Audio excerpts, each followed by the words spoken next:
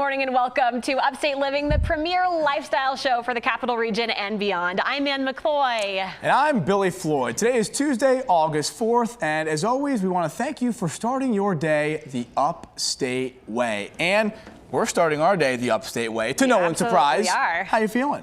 I feel great. Oh my goodness. Do you know why I feel so good? Is it because we went to Costco yesterday and ate Costco hot dogs? Yes, I still feel great from I'm right here with you. Hot dog. So we were the first people. We set history in Albany, New York yesterday by becoming the first people to eat a Costco hot dog in the Capital Region. I just want to put it right here on the history books, Billy Floyd.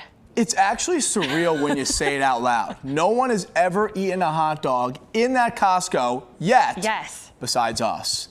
We did that. We did that. And we had a lot more. We had chicken fingers. We had baked goods. Yes. We have a cake. A lot more coming this week. We're going to share it. But history was made. One really big thing. August 4th is a special day. It is my dad's birthday today. Oh, nice. And he is a huge Kirkland, which is the Costco brand, connoisseur. Oh, cool. So I'm thinking of my dad today. I'm born on the 4th. My mom was born on the 4th.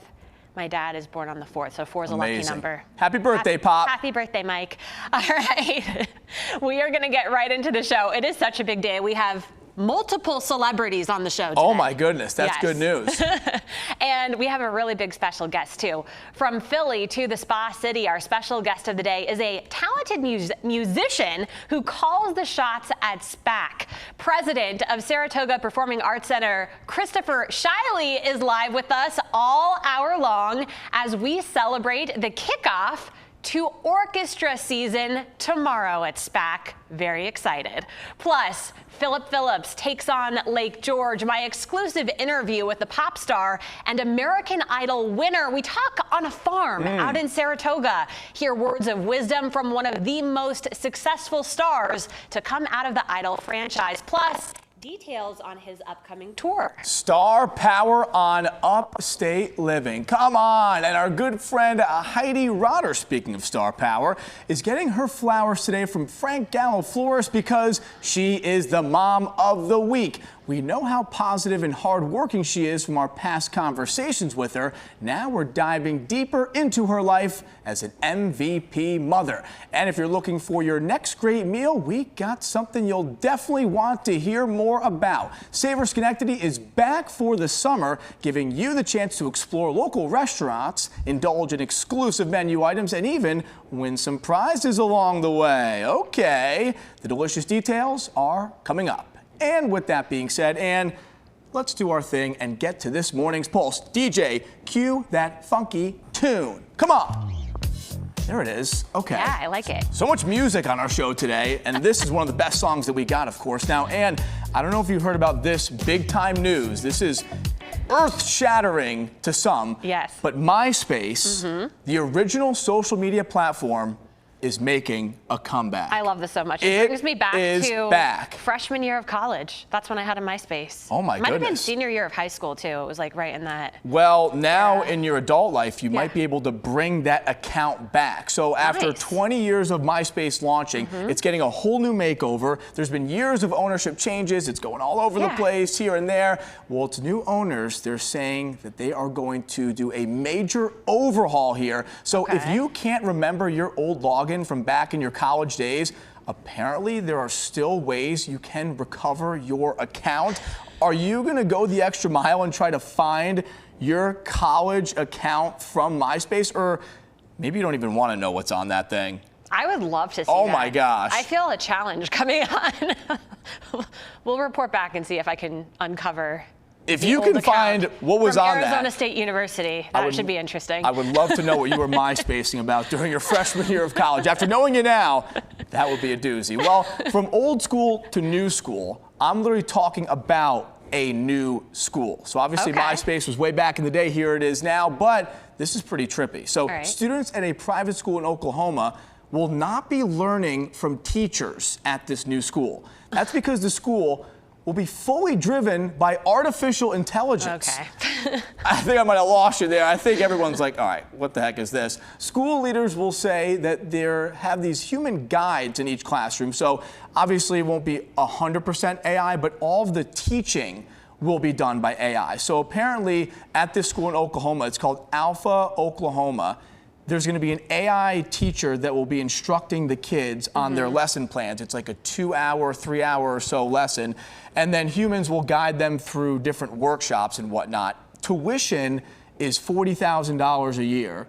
And if you work as one of the human guides, you could make almost up to $100,000 a year with your salary. So this is like the future of schooling, maybe.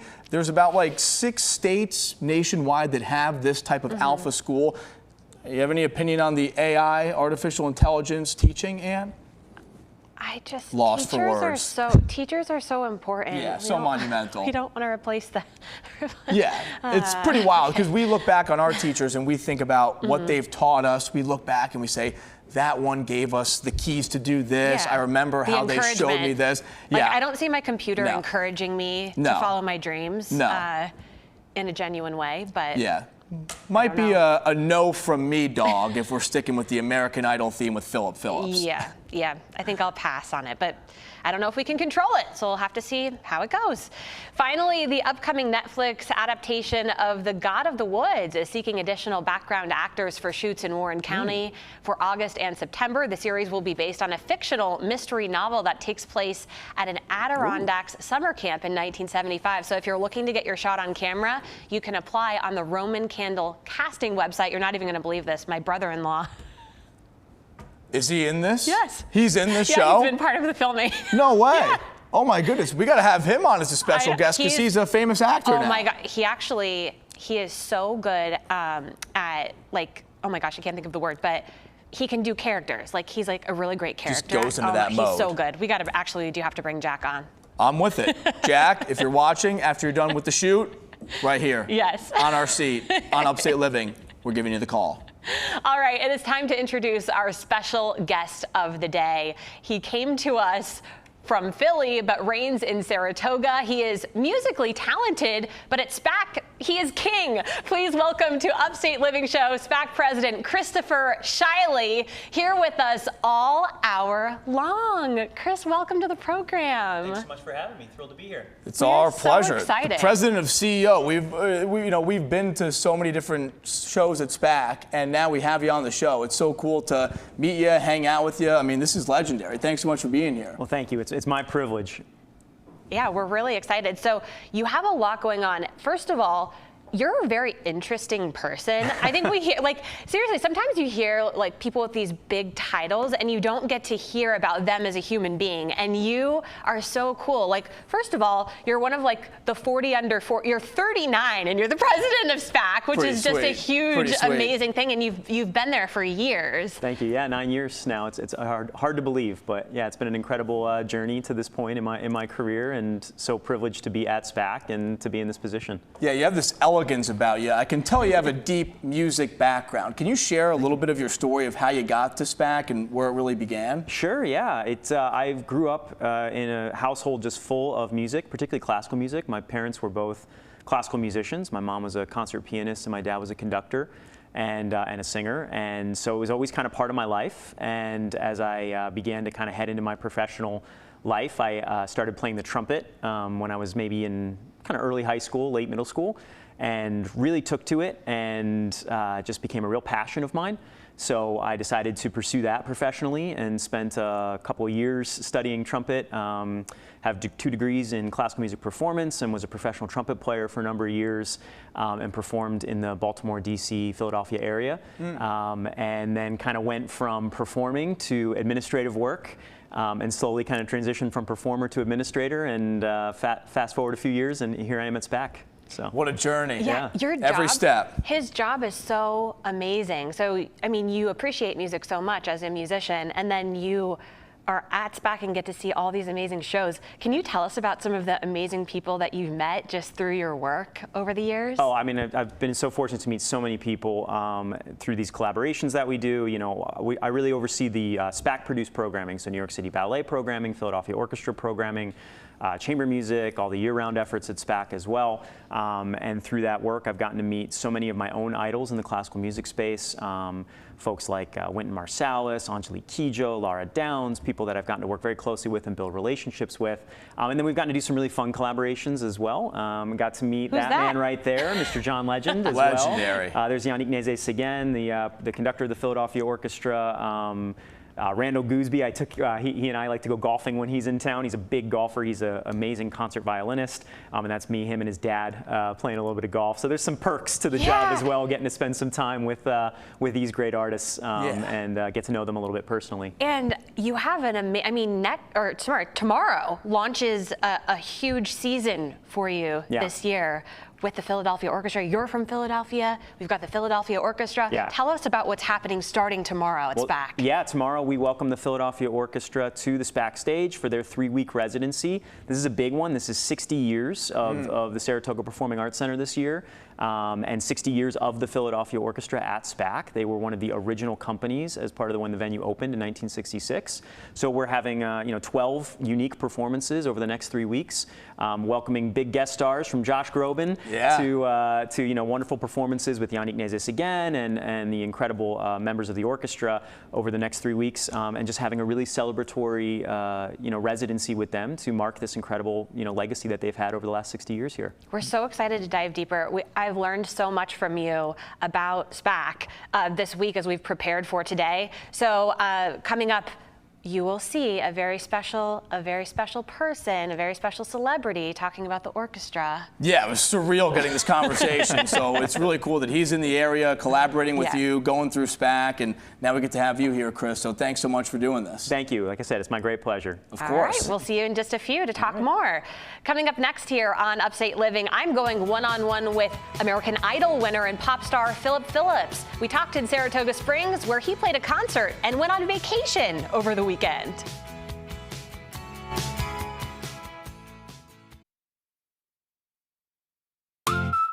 Upstate Living.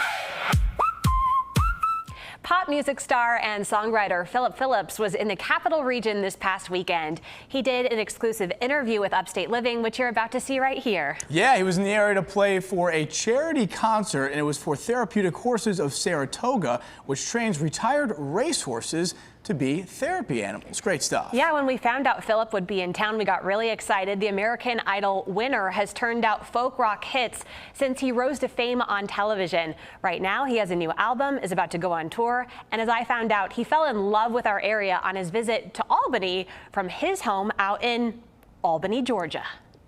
You may know him for his hit song, Home. American Idol Season 11 winner Philip Phillips made the Capital Region his home this past weekend. You said you've had a great time. You went up to Lake George. Yeah, we went up on the lake, had the best time. We jumped in that first initial shock. We're just like, it's cold. They're like, oh, you're from the South. You like the bath water. We're like, yeah, we do like the bath water compared to this. But the water is beautiful. I mean, we've already been talking about we have to do something, come up here at least once a year. I spent about a half hour with Philip in Saratoga Springs while he was prepping for a charity concert benefiting the Therapeutic Horses of Saratoga. I forgot to tell you that Philip is one of my favorite names. My mom's name's Phyllis. Oh, so nice. It's like, I don't know, and I think Phyllis is like a strong name, and Philip's like the male version. Oh, yeah, I like it. Well, I get it twice. Yeah. My parents really hated me.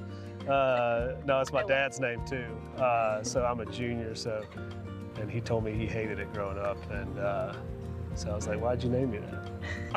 What did he say? He didn't, he just laughed. I learned most of his friends call him Phil, and even got to share with him about our new show, Upstate Living. My co-host and I, Billy Floyd, we've left the news business because of the negativity and all the politics and everything going on in the world. And we were like, we just want to bring joy and encouragement into the world. And when I heard you were coming here, I was like, I got to talk to Philip Phillips because I feel like that's kind of who you are. Oh, thanks. I appreciate it. I try to be joyful. I don't know, how I was brought up, I just treat people how I like to be treated, and it's not very hard to do that, in my opinion. I got a kid, I have a son and a daughter now. My son is 6.5, and so he's really at an age where, teaching him to be good and thankful and grateful. His wife and son were on the farm with him, and I quickly learned anything could happen. We'd like to have fun, yeah. But he would probably go grab some horse poop and throw it on me, and we'd laugh, you never know. It could happen because there's a lot of horse poop around here. So, how many years has it been since you won American Idol? About 14 years? Is that right? Is my mathing? Yeah. I think so. I could be wrong, I don't know. But yeah, it's a long time.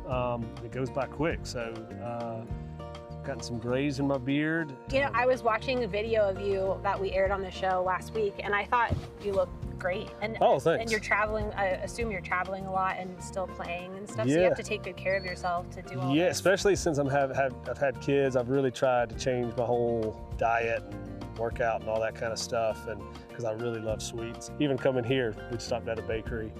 I think it's Bear Cup or something. Bear's Cup! Bear's oh my Cup, gosh, yeah.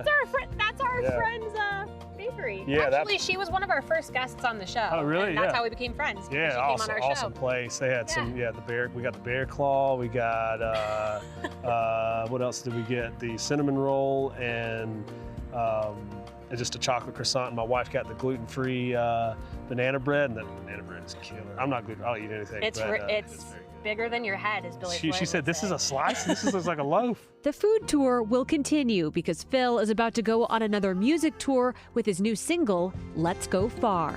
Let's go far. What song of yours is your favorite?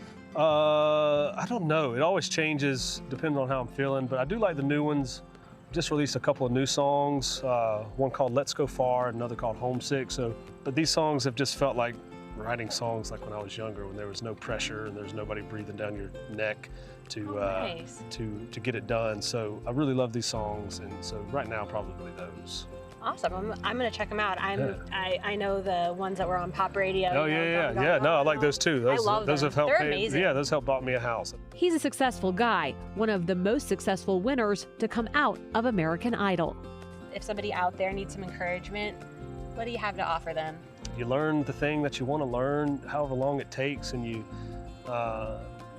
just commit your time to it. You keep working hard, keep your head down. Also, at the same time, you don't have to let everybody know what you're doing all the time. You know, like I'm a pretty private, quiet guy, and I think that's really, for me, that's always been an important thing in my life. Just keep your head down and focused, and if something's going wrong, you know, it'll pass. A lot of people know you from the show, but what do you want people to remember you by? I think I want them to remember that, for me, I was a good person, and also that my, for me, my family was the most important thing, that's such a huge deal in my whole mind as a father. Like I want to be a good father. I don't want to screw up my kids too much, you know what I mean? Because that can happen easily, and so I'm always very aware of that. And I don't know. Hopefully that he's a good person. Maybe that I was pretty good at music. If I am, I think being good to people is very critical in your life. And I think if you're that, good things will come. I knew it. I knew you were awesome. Oh, I appreciate it. You can Thank just you. tell. He is so nice. I just can't even believe that. I can't even believe he agreed to do, he did not have to do that, and he agreed to have time with us. So I just loved it so much. His tour starts in September. Auditions for the next American Idol season start at the end of the month, and there is a stop in New York City if you want to audition. I think it's funny how Phil Phillips is from Albany, Georgia, and now he's in Albany. So Albany to Albany. I think he should just stay here and perform all the time locally. What do you say? He said he wants to come here like once a year. And his son was so confused when they landed at Albany International. He started crying and said, "Daddy, I didn't want to go home," because he thought they were back in Albany, Georgia. Confusing. They made it back. Welcome, Philip. This is your new home. Well, stay with us because we have a lot going on in this home area, upstate New York on Upstate Living. If you love exploring and enjoying new restaurants, you're going to want to keep it right here. Several Electric City spots are participating in Savor Schenectady. Find out where you can take advantage of special deals, secret menu items, and maybe even score some sweet prizes. And News 10's Griffin Haas will have his Upstate Living debut today to talk about the 10 for 10 sports show he hosts on our WTN Plus app alongside Tommy Valentine and Brian Rudman. Stay with us to find out more about the program and how you can check it out.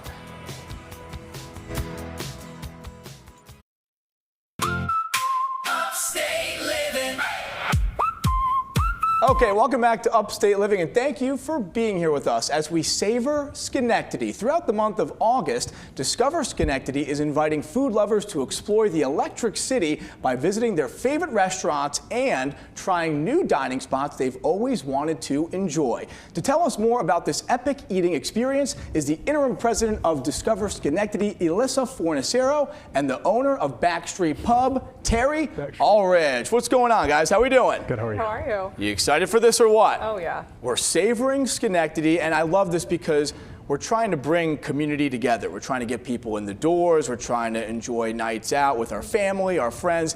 Elissa, tell us more about what we can expect from Savor Schenectady. Yeah, so this is the second year that we're doing it. We brought it back after we got great response from it last year.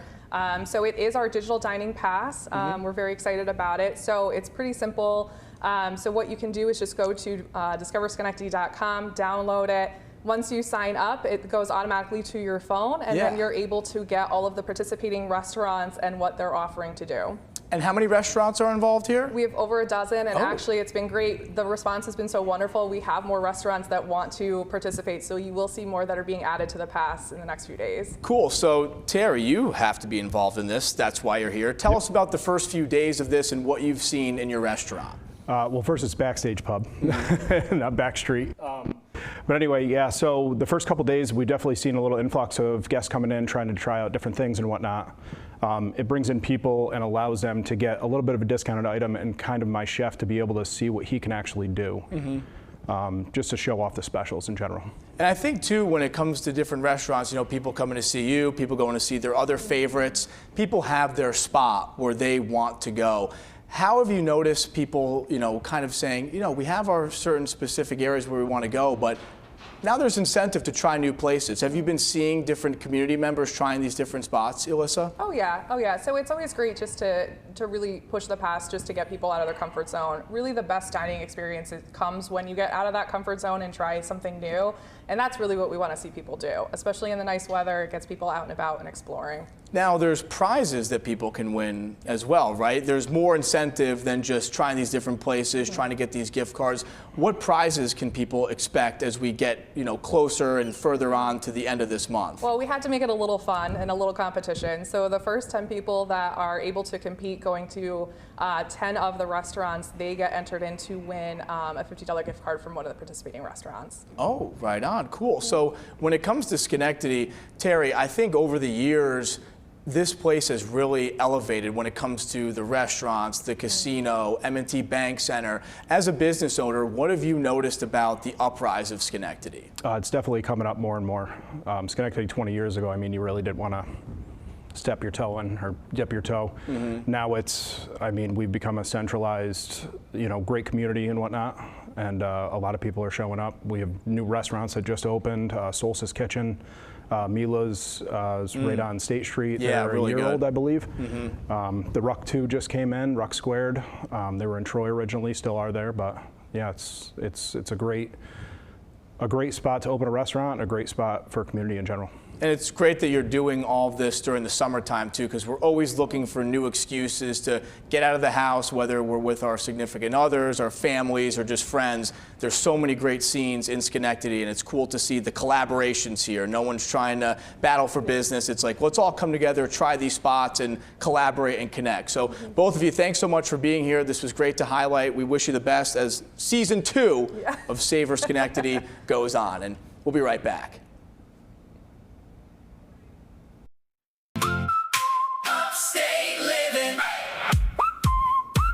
Welcome back. Tomorrow, the Philadelphia Orchestra will begin their summer residency at SPAC, and next Friday, Josh Groban will be taking the stage with them. This was cool. We had a chance to speak with him about his upcoming performance. You can catch parts of that interview later this week, but here's what he had to say about what it means to perform at the Saratoga Performing Arts Center. Honestly, like now going out and performing at SPAC, you said it, it's one of the most magnificent amphitheaters we have in the country. It's an institution that I know that people who go there hold so dear. And so anytime I get to perform there, I really, you know, hold close how important it is to continue the legacy of that amazing place. And I don't take it for granted. He's so cool. He loves SPAC. And Yes. he's so excited for this week. Yes, and everybody, we have Chris Shiley, the president of SPAC, sitting here to reintroduce him to the show. Absolutely. Some people might have thought you were Josh Groban. Oh, yeah. sitting No, here, but- no, definitely not Josh Groban. Probably can sing like him, right? No, not even a little bit. But- Neither can we, don't worry. But Chris, what is it like to hear Josh Groban speak so highly of SPAC and to know that he'll be here performing in just about a week? Yeah, it's incredible. I mean, he says it so beautifully, and I think it really does speak to the remarkable legacy of this incredible venue, that an artist like Josh Groban knows just how special it is to be on that stage and performing. And it's something that we, take very seriously and are very proud of at SPAC, to have this 60-year tradition that we can point to, and the incredible number of artists that have taken that stage across all the genres and all the different performances that we've had. It's a really amazing thing, and something that we want to make sure we're celebrating this year and making sure that we're keeping going for the next 60 years to come. As the president on show day, Yeah. what does your day look like? Because I know you love the music. Yeah. You probably want to be a fan, but Yeah. there's a lot of work to do. Can you take us through what the whole day looks like on your end and how special it is to you? Sure, it's a tremendous, especially for a program like what Josh Groban's going to be doing, which is with the Philadelphia Orchestra on Friday, August 14th. Don't miss it. There's a lot of coordination, right? You have him, you have his team, everything that comes with his side of the stage, and then you have the orchestra as well, and you have our production crews. So it's getting everybody kind of together, following the same schedule, working towards the same goal, making sure that everybody's communicating well, that any issues are being addressed proactively. I'm kind of at the center of that. And it's really, they're very long days. You start early.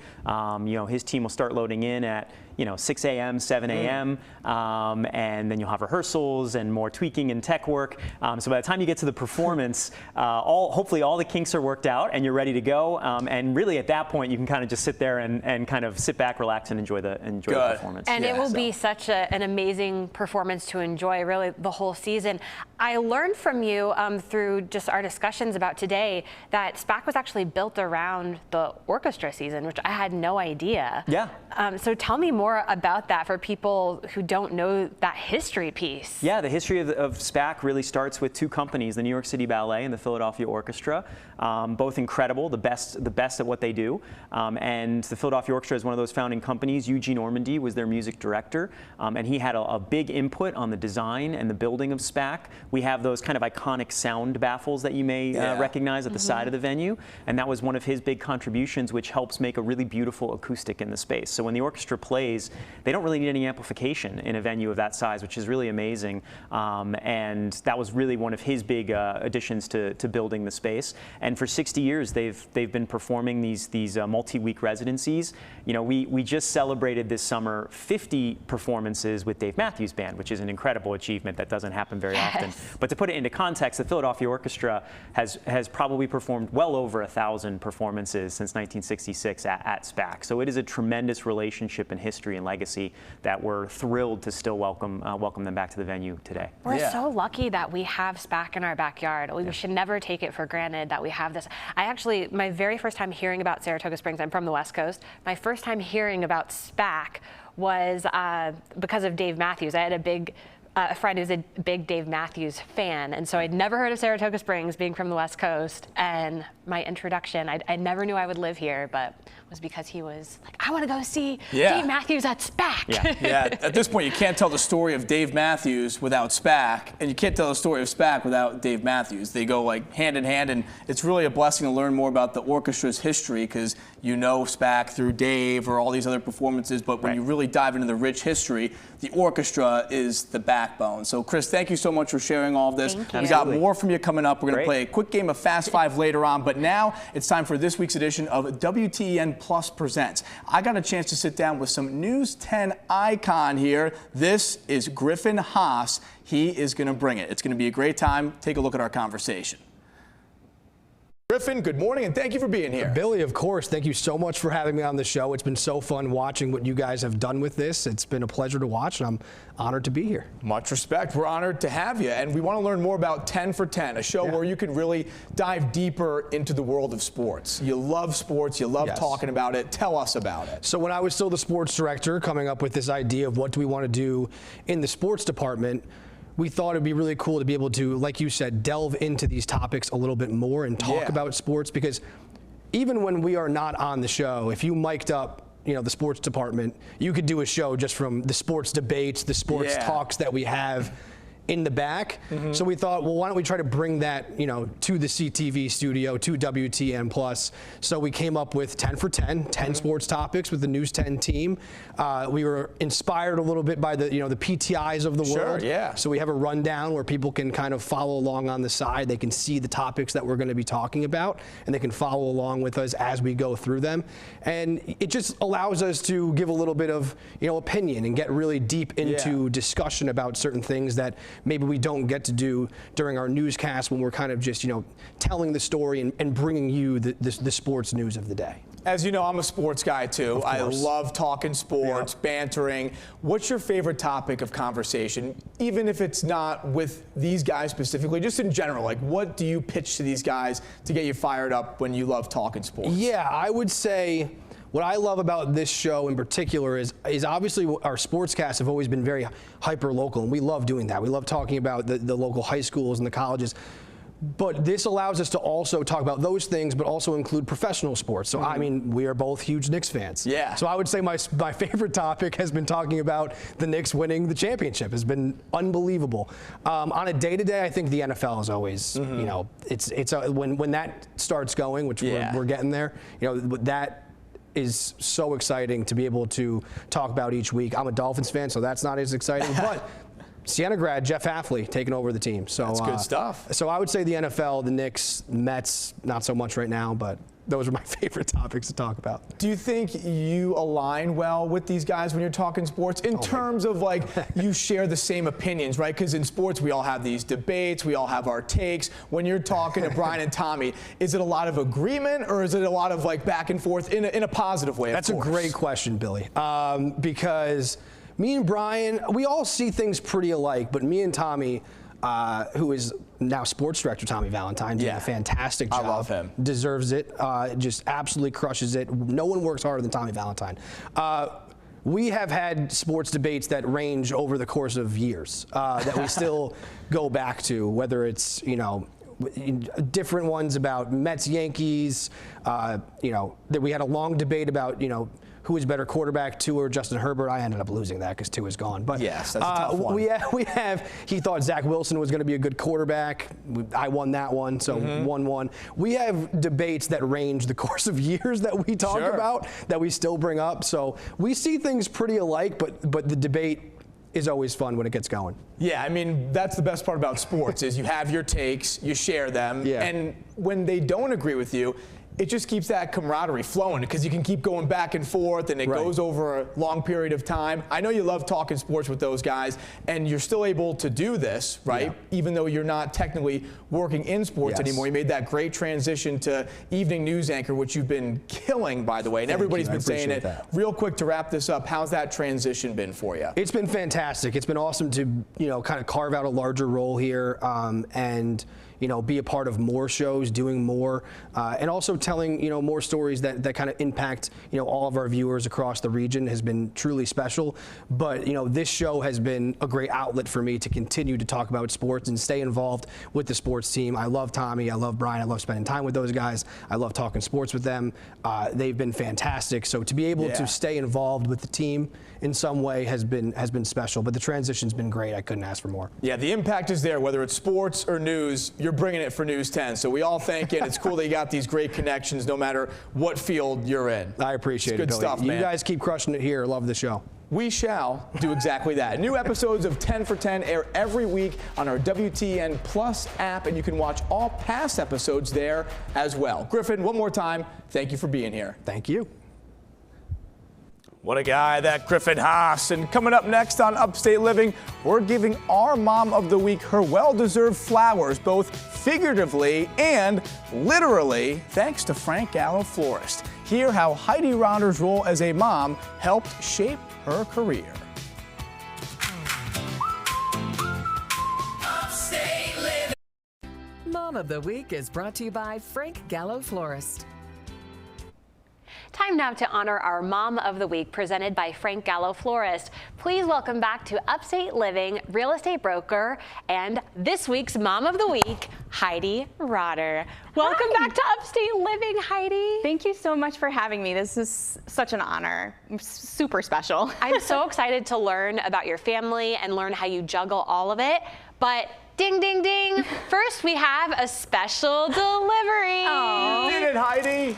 I did it. Mom of the Week. It's Billy Floyd in his other job, which is flower delivery man for Frank Gallo Florist. It's a new position he just obtained. Thank you, Billy. Thank you. Oh my gosh. Those flowers are absolutely beautiful. Gorgeous. I want to talk, okay, so let's talk about your family, and you have 3 beautiful children. We know you as a realtor, and you give us great real estate advice, and that job is very busy. It keeps you busy on the weekends and during the week, always fielding phone calls. And then how do you do it with 3? It's a lot of work. Just like in anything that we do, we just have to learn how to prioritize and, just make sure that you're as fully present as you can be, whether it's fully plugged into mom duties and then fully plugged into work duties. And the position that I am in, it's a lot. I'm constantly answering calls from agents that I work with every day, which I love. And then I'm constantly taking on calls from clients that I currently work with, past clients. And when it comes to mom duties, my little one is in the other room right now.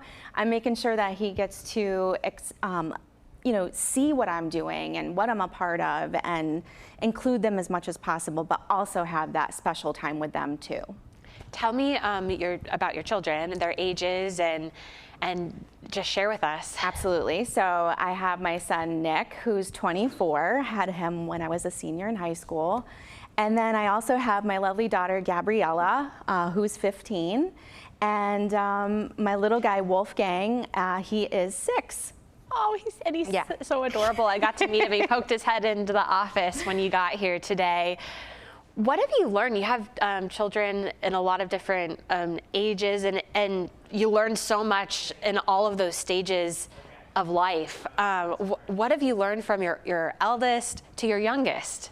Well, you know what's really interesting? Being a mom at 18, being a mom at 28, and then being a mom again in my late 30s has taught me so much, and I've loved and really embraced being a mom at the different times, because I got to basically, I don't want to say be a kid with my youngest, but I'm sorry, my oldest now, but it's taught me so many things. It's taught me how to be patient and make sure that I'm giving them anything that they might need and try to provide as much as possible, and have those quiet moments where I'm asking them, what is it that you want to be when you get big, and not being afraid to try something new and embrace just life in general and be confident.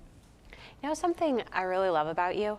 You have such great style. I know you really do. Oh, Every girl. time you come in here, you're styled so cute. And I appreciate it, because it's when you're so busy with your job and you have a big family, it's really hard to find the time to get ready. Yeah. How do you, seriously, how do you carve time out to look the part every day? So I almost wore overalls today, because that's actually mom duty outfit. It's the most comfortable, right? But I actually started a couple years ago where I would set up my outfits like Sunday night and have everything lined up. I knew the shoes, I knew the clothes I was going to be wearing, and that actually turned into like a full new closet, because my closet is too small, believe it or not. So my husband and I bought this beautiful like glass cabinet type closet right in the front of our bed. So we lost our dressers, we lost everything, and so now I can just kind of have everything lined up. It's like so beautifully lit up. It's so much fun, and I love fashion. So piecing the different items together makes it that much more fun. And my little guy, he's with me in the morning.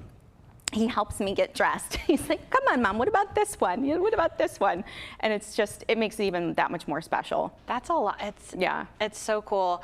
Thank you so much for being our Mom of the Week. Thank you for having me. We love you. It's so special. And thank you for all of the insight. I appreciate you so much. We're going to toss it over to Billy now to see what's next. What's up, Ann? I'm at the bar with today's special guest. What's up, Chris? How you doing?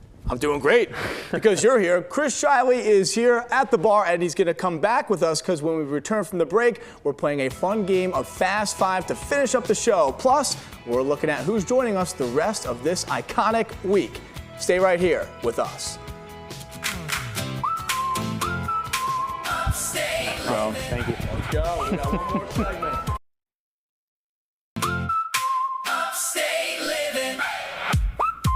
All right, time now for a quick game of Fast Five. We have our special guest of the day, Chris Shiley, here to play. Chris, we're going to ask you 5 hard-hitting questions. You got to answer as fast as you can. Okay, I'm ready. But you can take your time. Don't worry. All right, you can take your time. All and right. what's the first question? Let's go. Question 1. What are your other hobbies aside from playing the trumpet? Yeah, I actually don't play the trumpet much anymore these days, so it's good that I've got a few other hobbies. I love to cook.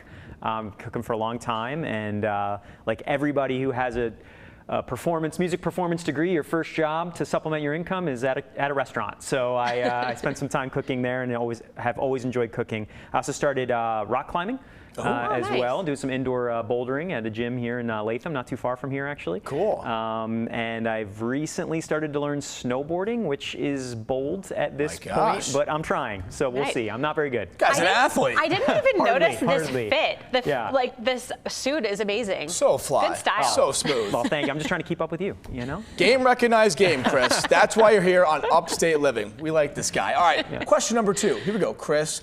What is your favorite thing about living in Saratoga Springs? It's a great question. There are so many things that are wonderful about Saratoga. I think for me, I love that there's this access to art, to culture, the restaurants, the bars. There's so much activity, and yet it's all positioned right at the foothills of the Adirondacks, 20 minutes from Lake George. Like, you've got all this nature as well. Just this past weekend, woke up and said, let's go on a hike. And you can just kind of do that. And when you're in the big city, it's a lot harder to do those types of things. So having all of that, world-class art and culture and the food and everything, while still having that access to nature, is definitely one of my favorite parts of Saratoga. I love how you see that, because I see it the exact same way. Having the outdoors right there for us to enjoy. You get it. You get it. We live in the best place. Love it so much. Question 3, Chris, what was your first impression of upstate New York coming from Philadelphia? My first impression of upstate New York, I moved here in February of 2018 on Chowderfest weekend. So my first impression was that it is cold. It was in the middle of a snowstorm. There was probably like 7-8 inches of snow on the ground. But what I'll say is, for all that snow, I was very impressed that everybody was still out. Everybody was at Chowderfest. The town was still hopping. Like, it was, 7-8 inches in DC, where I came from, is going to shut the city down for a week. And up here, everybody was like, no problem, I'm still going out. So yeah, but my very first impression was, it's cold. So we had the same experience. I came for my interview like 12 years ago in January, and they just had a huge snowstorm in Saratoga. So the snow was halfway up the light poles. But I still took the job. There you go. Yeah. That's the aura of the capital region. No matter how cold it is, you gotta stay. Okay, we're staying right here for question 4. What are some of your favorite SPAC memories so far?